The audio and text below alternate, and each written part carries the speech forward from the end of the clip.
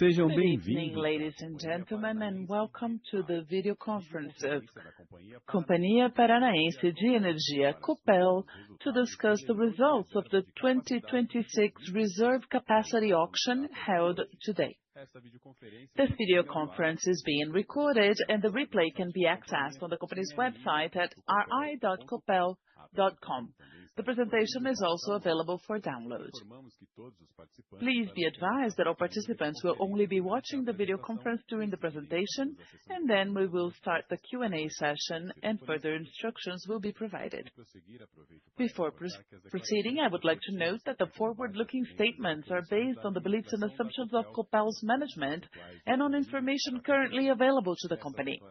These statements may involve risks and uncertainties as they relate to future events and therefore should be treated as forecasts, dependent on the macroeconomic environment, the country's economic scenario, and the performance and regulation of the electricity sector, among other variables, and therefore are subject to change. This video conference will be presented by Mr. Felipe Guterres and Mr. Diogo McCord, respectively the CFO and the VP of Strategy, New Business and Digital Transformation at Copel. I would now like to give the floor to the company's CFO, who will start the presentation. Please, Felipe, you may go ahead. Thank you. Thank you all, everyone, for attending. It is a very relevant day for Copel. It's relevant in terms of our contribution to the national system. It is relevant in terms of the value generation that is determining and sustainable in this capital allocation, fruit of intense work of a multifunctional group that's been working for many years to prepare these two assets for this, Foz do Areia and Segredo. Thank you for being with us, and I'll give you a little bit more color on the coming slides of our vision about the results of this auction. An important point that I would like to highlight here is the effect and the importance of the hydric product for the system. It has the lowest cost for the national system. It has tariff affordability, greater flexibility compared with other sources, unique advantages in frequency control, synchronous compensation, and operating reserves. It's a majority of equipment manufactured in Brazil. The content is developed nationally, and without a doubt, a renewable, clean product that obviously, in terms of carbon emission, has a role, an important role in the reduction of footprint, as there are no emissions. Now, on Copel's point of view, the power generation auction consolidates the potential for generation of value for Copel. We mobilized our generating park. We have the sustainable determining impact of this capital allocation. We also have a pipeline of more than 4 gigawatts for future auctions. And we, with this result, leverage our strategy 2035. With the capacity auction, we go from an installed capacity at Foz do Areia of 1.7 gigawatts to 2.5, actually turning us the 8th largest hydroelectric power plant in Brazil.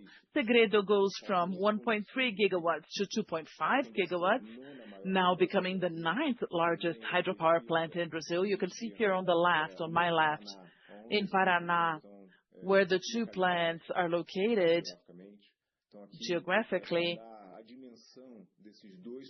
So just to give you the dimension of these two projects and how by doing them, we also increase the power and the relevance of Copel in the system. An important point here to bring you some additional details in the modeling process. The installed capacity available for the auction in Foz do Areia, 690.5 megawatts, and in Segredo, 1.18 or 1.17 gigawatts. The physical assurance of expansion 20.6 megawatts average for Foz do Areia, 50.6 for Segredo. The duration of this power generation of 15 years, the beginning of operations both at Foz do Areia and Segredo, August 2030. The contracted gross price, 1,395, so it's a gross price. PIS and COFINS taxes have to be removed from this, and the estimated investment 1.3 for Foz do Areia, 3.6 for Segredo, 4.9 for the two assets. Thus, 575 to 610 for Foz do Areia, Segredo 673 to 719 for this asset. And it's important here to base dates for the gross price September and for the first June 25, corrected by the IPCA rate. This is important as well to pay attention for the modeling. So before opening the floor and opening our space for a Q&A, I would like to stress that the company, with this auction, opens a new chapter in capital allocation from what it's doing. Here, we're talking about determining value generation that is sustainable, as I started talking about in the beginning of the call, where we consolidate two major analytics views. One is the determination of the minimum return rate for capital allocation that we have been already discussing since Copel Day, but also the pillars that lead us to believe and build this compound factor of the company's value generation. In this case, they're based on operational efficiency, optimum leverage, and the generation of consistent determining returns. So with that, I would like to open our conference for the Q&A. We will now begin the questions and answers session for investors and analysts. If you'd like to ask a question, please click on Raise Hand. If your question is answered, you may leave the line by clicking the same button again. First question, Bruno Amorim at Goldman Sachs. Please, Bruno, your microphone is enabled. Good evening and congratulations on the results of the auction. Can you talk about the disbursement of this CapEx over the coming years? And also if you can talk about how this investment, this additional investment compared to the current portfolio impacts the outlook for dividends in the coming years. Thank you. Thank you, Bruno. 2026, we should have a concentration of about 15% of these investments. For Foz do Areia, then 40% more or less between 27 and 28, and the remainder 5% in 29-30. For Segredo, it's more or less the same reference. It's not 15, it's 16%, but it's a good number for 26. Average intensification of 30% between 2027-28, and a bigger concentration of 22% approximately between 2029 and 2030. Our vision about the optimum capital structure and the effect of these investments is that, considering the time horizon where they will be executed, they fit in our balance sheet, in our space, and we should not have any changes to our minimum payout of 75% of dividend policy. Excellent, thank you. Next question, Francisco Navarrete with Bradesco BBI. Please, Francisco, you may go ahead. Felipe, Diogo, Rafa, congratulations. I don't see Daniel there, but that's quite a score. I think you gave a lot of important operating data. I don't know about the PMSO, but I think it's very low here, right? And it's important as well for the modeling. Could you give us that?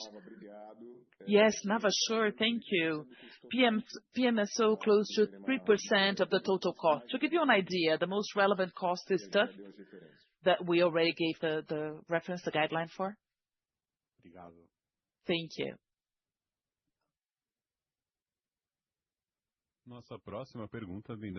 Next question, Maria Carolina Carneiro at Safra.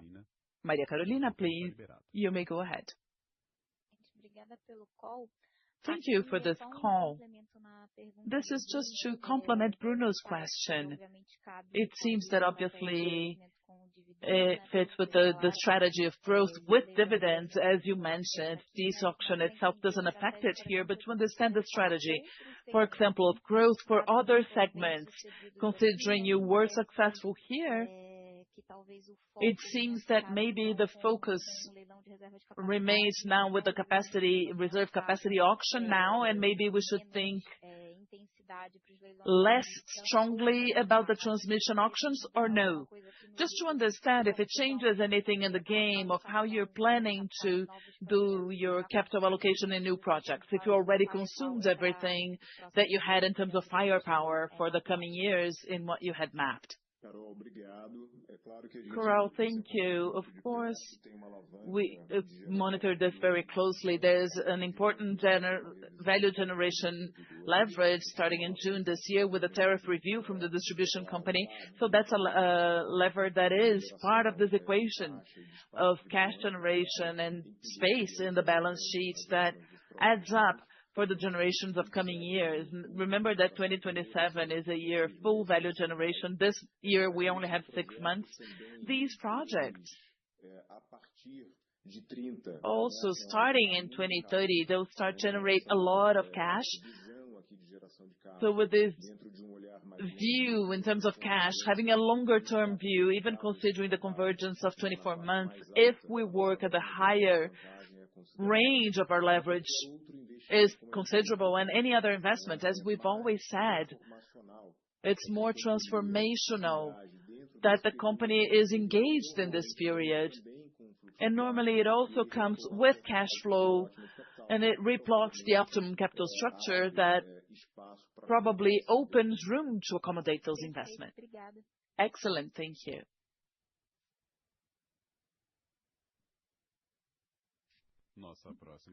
Next question, Vitor Cunha with Itaú BBA. Please, Vitor, you may go ahead. Good evening. Thank you for this opportunity and congratulations on winning the auction. If you can repeat the CapEx curve for Foz do Areia and Segredo, please, and talk a little bit about the possibility of anticipating it, especially Foz do Areia, considering this plant already has a lot of the work already done, already in place. So thank you. Vitor, thank you for your question. Sure. So it's 15% in 2026, both for Foz do Areia and Segredo. Segredo is actually 16, but 15% is a good number for 2026.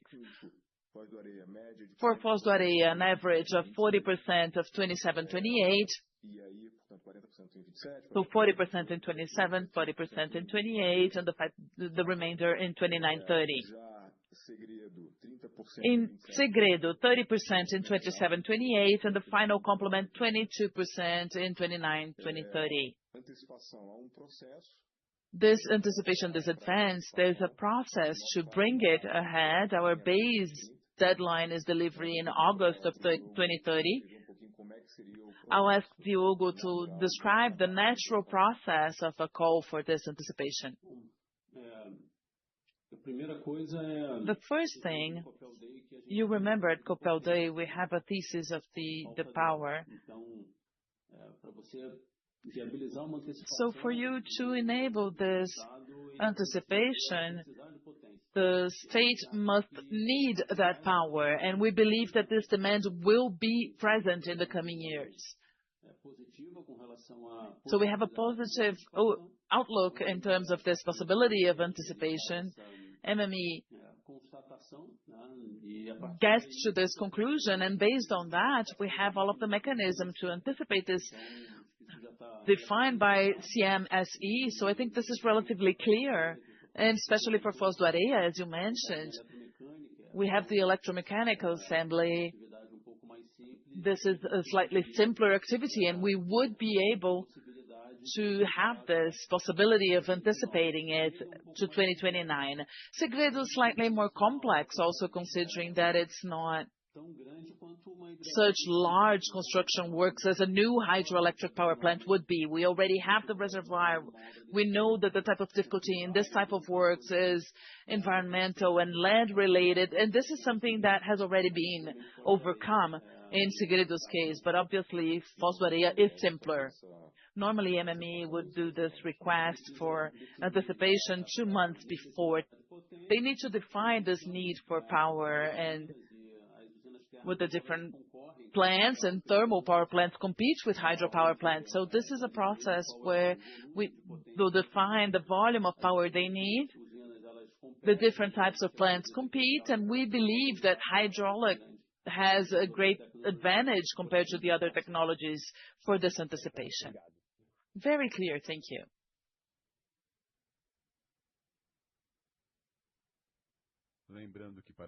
Once again, if you'd like to ask a question, please click on Raise Hand.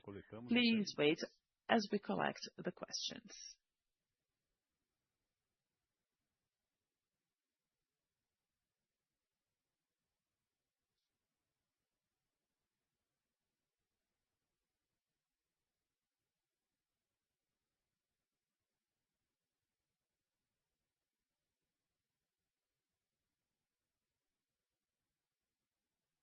Next question is from João Pimentel at Citi. Please, João, you may go ahead.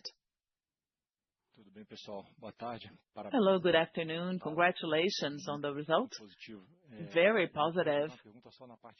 I just have a question in funding. In the material fact, you talk about the estimated leverage, but I'd like to understand from you. Can you hear me? Yes. So just wanted to understand what you foresee in cost of debt for this funding, the maturity, just to have more detail of the funding for these 2 projects, please. Thank you. So as we said, the idea is that the structure that we seek is 70% debt and 30% equity, and in the conditions that the company, as a AAA company with good access to the market, the local market, is able to raise those funds in a compatible term with this, considering the project. So I think that a good reference would be looking at the company's most recent fundings.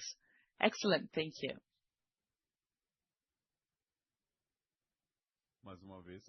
Once again, if you'd like to ask a question, please click on Raise Hand. Please wait as we collect the questions.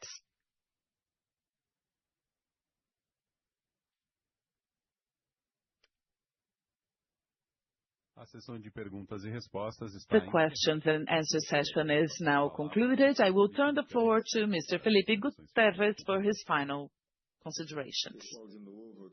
So again, I'd like to thank you all for attending here this evening and reinforce how happy we are with the results and all of the work that the Copel team has done.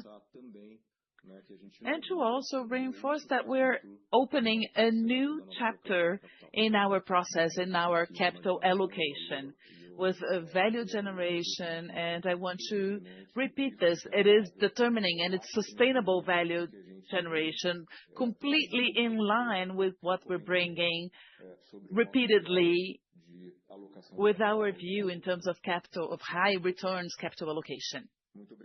Thank you all very much. Have a good night. Copel's video conference is now concluded. We thank you all for attending. Have a great evening.